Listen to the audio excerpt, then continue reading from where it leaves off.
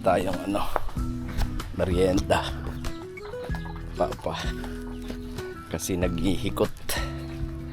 Pa oh. Palamig. Ito na lang ilagay. Ano nakakuha ay Jerry? Nahanap mo pa? Hindi. Ilan yun? Tanggal. Di ba? Ay, bigyan lang yung paglabuhin. Pag natapos na. Ayan. May mga adventure. Magtatay pa si Papa. Tapos ang katuwang naman ni Papa, si Panunoy. Ay nag-ano siya rito. Ito kasi kasama din namin si Panunoy maglalaot. Dun sa gusto rin sumama para may income din daw siya. So sabi ko, tulungan mo na lang si Papa magtahi nitong kasi nilalagyan pa ng ganto. Ay mga adventure ito. Ito yung goma. Ayan. So yan ang nilalagay nila ngayon. At konti na lang naman matatapos na. Baka mamaya matapos na to. So yun yung bangka namin. May yan, may higpitan. Ano nga yung higpitan sa likod pa? Tornilyo? Sa makina? Ha? May makina, may plataforma. Oo. Tumatagod, tubak. Huwag. Hindi naman mapano yung ihi niyan pa. Ay. Hindi mabingkong. Bingkong kay bilog. Ha?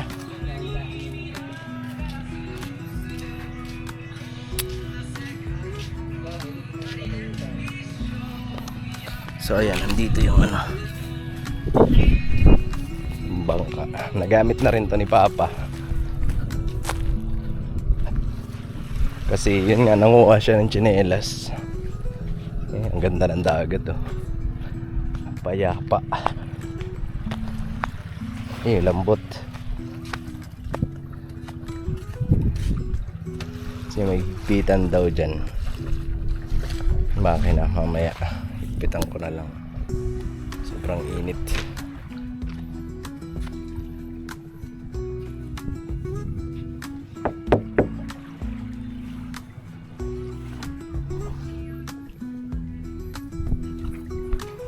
Hi mga ka-adventure! Ayan, bali si Intoy, naghatid siya ng merienda kanina kila Papa. Tapos ako naman andito lang sa bahay. At napagtripan ng pamangkin ko mga ka-adventure. Binikapan niya ako. So ayun po, magluluto tayo ng dinakdakan. Gagawa ako ng dinakdakan mga ka-adventure kasi matagal na tong sinasabi sa akin ni Intoy na miss niya daw yung niluto namin na dinakdakan dati doon sa kanila sa Samar nung umuwi kami nung December ata yun. Oo, December. So sabi niya sa akin, gusto niya daw magluto ulit ako ng dinakdakan. So nagpakulo na ako ng nagpalambot na ako ng baboy dito. Tapos iihawin natin siya mga ka-adventure. Tapos dito, meron din ako ditong atay. Konti lang. Pinapaano ko lang na maluto siya. So, ayan, hiwain na muna natin yung karne. Ngayon si Intoy, nagsundo na kay Kenzo. Nagsundo na siya kay Kenzo. Grabe na nga, nagluluto, naka-makeup.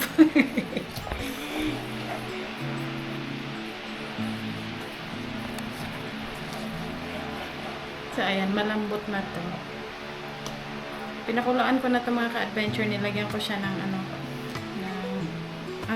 asin, paminta, laurel. Yun lang. Dapat sana pala, yung may tenga, ganyan. Pang Ilocano dish talaga to. Kasi hindi naman tayo Ilocano. Okay lang to. So, ihawin natin ito mga ka-adventure later.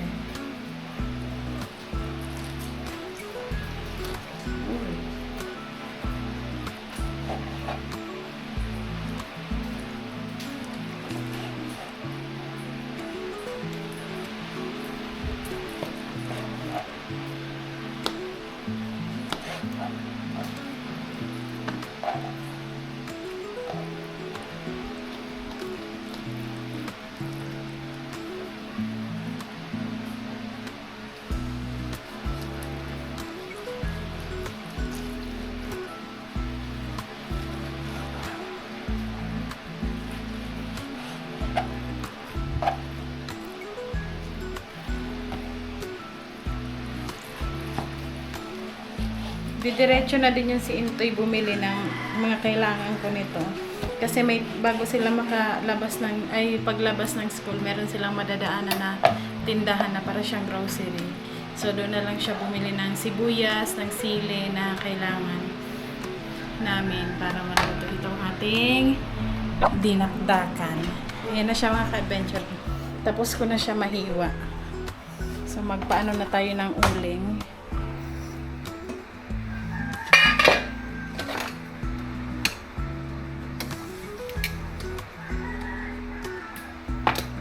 Nakatry na ako nito magluto sa summer. Itong dinakdakan. Pero, nanood ulit ako sa YouTube kasi nakalimutan ko na kung paano kung paano i-prepare. Meron na din tayo ditong uling. Kaso saan ako mag-iihaw nito? Ang init na sa labas.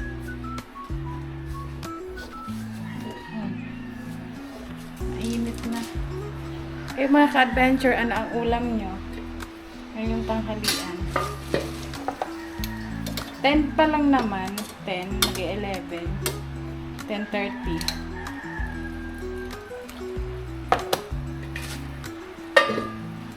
Okay na to. Ihawin ko pa naman. Ang bilis lang naman matluto ang atay. Tinagalan ko kasi baka tumigas. Dito naman, wala nang space. Yan, mainit na. Saan mo mag-ihaw? Ay,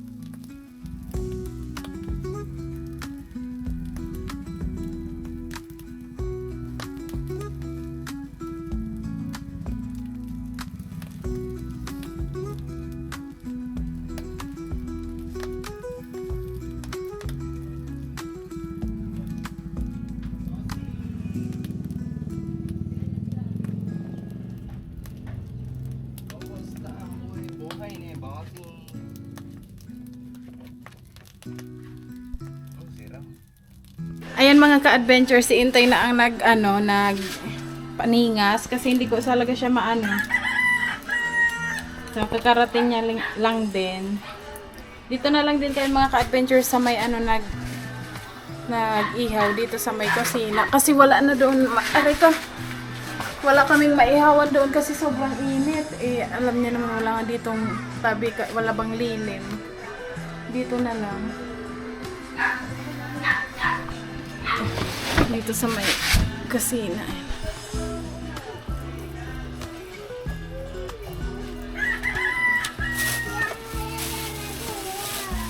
Huwag mo iubos to, punong-puno yan. Yan.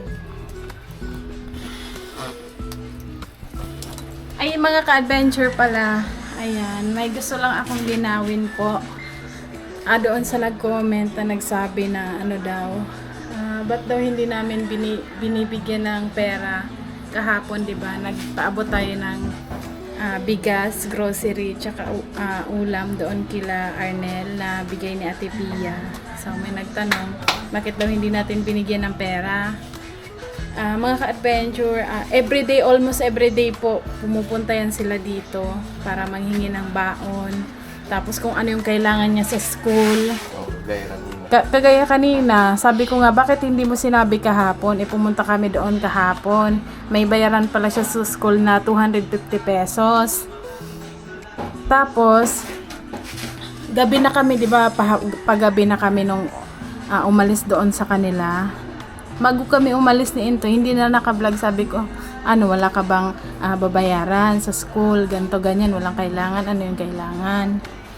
So sabi niya, wala naman daw. Tapos kaninang umaga, siguro mga alas 5 pa lang, mga 5:30, kasi nandito na pala mga ka-adventure seconds, dumating na. Hi! Hi mga ka-adventure. So, ayun po. Wala akong bariya, anak. Mamaya, be? Yung tugtog mo, baka makapit. Be, cellphone ni Papa, be, patayin mo yung music, be. Toy, okay lang to, baliktad. Ayun, mga ka-adventure, tuloy ko lang. Sa amin kasi, mga ka-adventure, gusto ko, pagbibigyan siya, yung niya lang ba, yung kailangan niya lang. Kasi pag binigyan ko naman kasi sila ng baka kung saan-saan naman igastos, halimbawa kung pambaon niya dapat sa loob ng 1 linggo, baka wala pang 1 linggo, ubos na. So, okay na yun na humihingi lang siya sa amin ng mga kailangan niya. At nagtatanong naman kami mga ka-adventure ni Intoy na, kung may kailangan ka, magsabi ka lang, huwag kang mahihiya. Saka sabi naman ni Ate Pia, huwag mahihiya, magsabi.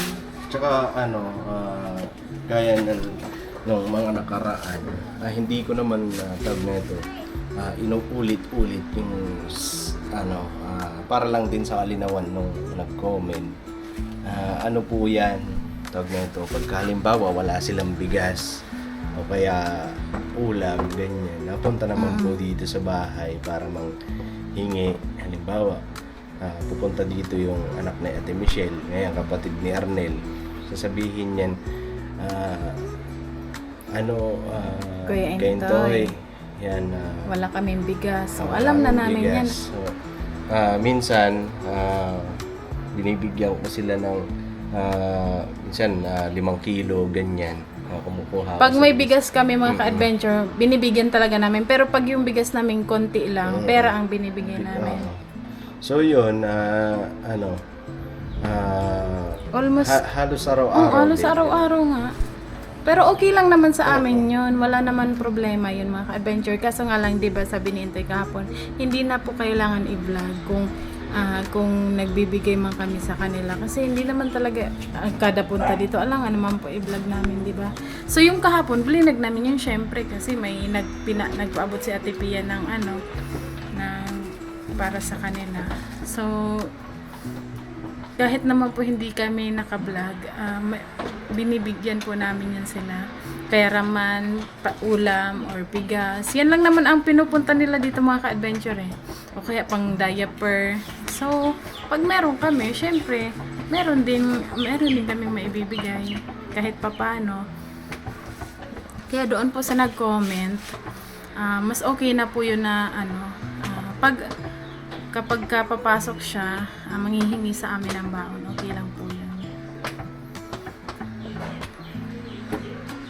So pag may sobra naman kami ni Intoy, pinapasobrahan din namin ng kahit konti yung naibibigay namin para sa kanila. Kaya minsan mga 2 araw hindi na po dito, hindi po napunta. So alam namin na meron pa. Kapag halos everyday nga nagkikita-kita kami, di ba Toy? Tsaka nagtatanong din kami may baon ka, may ganto ka. So, lagi yan nasa court. So, sa Palaging basketball court. So, lagi ko siyang tinatanong, kumusta yung pag-aaral? Sabi niya, okay naman po. Sabi ko, may baon ka pa. Pagka wala, sabi ko, punta ka lang sa bahay, huwag ka mahihiya. So, yun. Pumupunta talaga siya rito. Nakakatuwa lang kasi kahit pa paano, hindi na siya, tawag na ito, naiilang ng konti. Yun nga Pero ang sabi. meron pa rin. Yun nga po ang sabi namin ni Intoy mga ka-adventure At saka pinaparamdam namin sa kanya na mag-feel comfortable ba sa amin, maging komportable ba. Kasi yung nanay niya, pinsan ko yan yung mga ka-adventure eh. Di ko alam ano, pinsan, sunod ang anak, pamangkin sa pinsan. So, Kaya nga tita ang tawag. kamag-anak pa din mga ka-adventure. At masaya kami kasi kahit sa konting pamamaraan ay nakakatulong tayo. At syempre, salamat po mga ka-adventure. Una sa Panginoong Diyos kasi binigyan tayo ng kakayahan na kahit papano ay makatulong sa kapwa natin. Syempre, sa ating mga buting sponsors, kay Ate Pia na nagpaabot para kila Arnel, tumutulong para makapag-aral si Arnel. Ayan, syempre sa lahat ng mga sponsors din na mapagmahal sa ating mga viewers, syempre mga nanonood. Salamat po sa inyong lahat kasi isa po kayo sa dahilan kung bakit kami nagpapatuloy dito sa pagbablog. At masaya kami, sana lang talaga namin iintoy na sana dumating yung panahon na mas may matulungan pa tayo, hindi lang sila Arnel. Sana lang talaga dumating yung panahon na yun kasi gusto din naman namin iintoy na ganon, na makatulong kahit sa maliit na pamamaraan lang. Natoy, namin yan iintoy. Dream. Dream, dream, dream. Kanta mo yan, Toy. Ayan na. Sa wakas.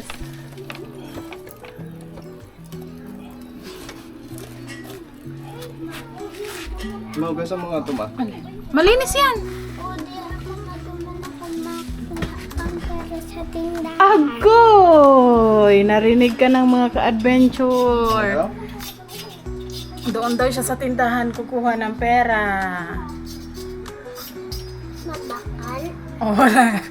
May 5 ka ba dyan? Wala. Ang mga ka-adventure kasi kakarating lang. Hindi ko siya pinapabaunan ng pera. Biskwit lang, tubig, yan.